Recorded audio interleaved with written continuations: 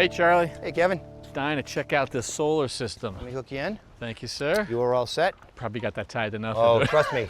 Look at the size of this system. Not bad. Above the garage, they're all on, all the panels. Yep. Right in front of you, all the kitchen area, living room, family room, all done. How many panels in total? Well over 60. Wow. And so how did Billy and Michelle decide that they wanted solar? Well, they wanted to go with geothermal, and that's a tremendous load on the electric. So our geothermal load is about 22,000 kilowatt hours, and our solar will produce about 24,000 kilowatt hours. So we'll cover that whole... About 8% extra. And Geo is using so much electricity because the circulation, right? Yeah, we have 2 big pumps in the basement, and sometimes they're pumping 24/7, depending on what time of year is, how cold or how hot it is. All right, big system, but like you said, you got the roofs for it here. Let me introduce you to our project manager, Christina. Christina, how are you? Good. Christina, How are this is you, Kevin. Very nice to meet you. Nice to meet you too. Thanks for your help. Sure. So I noticed you guys are installing right now That's right.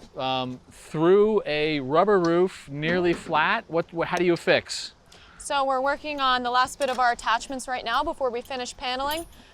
We have these power grips that we use.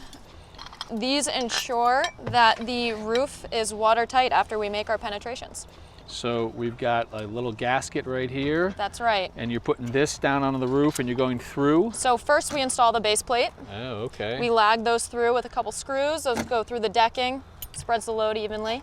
Then the cover plate goes on top. With a little bit of sealant around, we'll ensure that that's waterproof. Beautiful. And then what goes on to the threaded rod coming out? So we have these called L feet. I presume like this? Yep, we'll bolt that through, and then this tool sits on top like this so that the racking can slide through. Cool, all right. And panels themselves. This is, wow, you don't often see the back of a panel. That's right. Obviously the dark side is here on the front, but on the back here, this is where our production comes out and we tie this in? Yeah, this is where we tie into the system and the microinverter. So tell me about the panels, because everything I read is that you guys just make more improvements in efficiency year after year. How does today's panel compare to, I don't know, 5, 10 years ago? That's right. I'd say about 10 years ago, we were 10, 11% efficient. This one right here boasts a 21% efficiency. So when you say that number, you're talking about the 10 or 11% conversion of sunlight to electricity? That's right. We left a lot sort of on the floor there, but now we're twice as much? About twice as much. Very nice. Yeah, and in terms of wattage, we have a 405 watt panel right now. Back 10 years ago, you might have seen a 200 to 220 watts, so that's about doubled as well. Same size panel. Same size panel. Twice the electrical output. Yeah, that's right.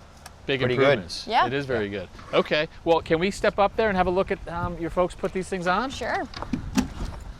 Guys are starting to finish the installation up on this here, Christina. Give me a general lay of the land here. So the first step we always do is chalk out where the array is going on the roof. You can see our chalk lines here. I do, yeah. Then we'll pinpoint where our attachments are going and install the attachments. So after that, we can install the railing. And then from there on, we plug in the panels to the microinverters and the system, and then we can panel. Gotcha. So I see them fastening the panel down right there, just sort of tightening it into place. What do they do? Reach under and then just connect it to the system and the microinverter? Typically, they'll connect those first, so they'll connect the microinverter and the system first, then they'll lay the panel down and torque it up. Gotcha. And why do you like those versus the big inverter inside the house? What's the improvement? So the microinverters are great because you aren't relying on the entire group. They work as individuals instead. So if you have a damaged panel or it's shaded at a certain point in the day, the other panels will operate as usual. I love it. So Charlie, it looks awesome. It does. It's not free. No, it's not.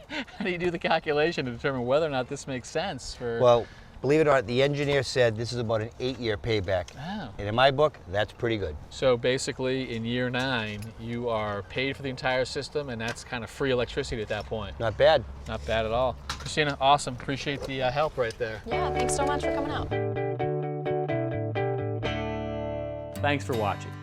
This Old House has got a video for just about every home improvement project, so be sure to check out the others. And if you like what you see, click on the subscribe button to make sure that you get our newest videos right in your feed.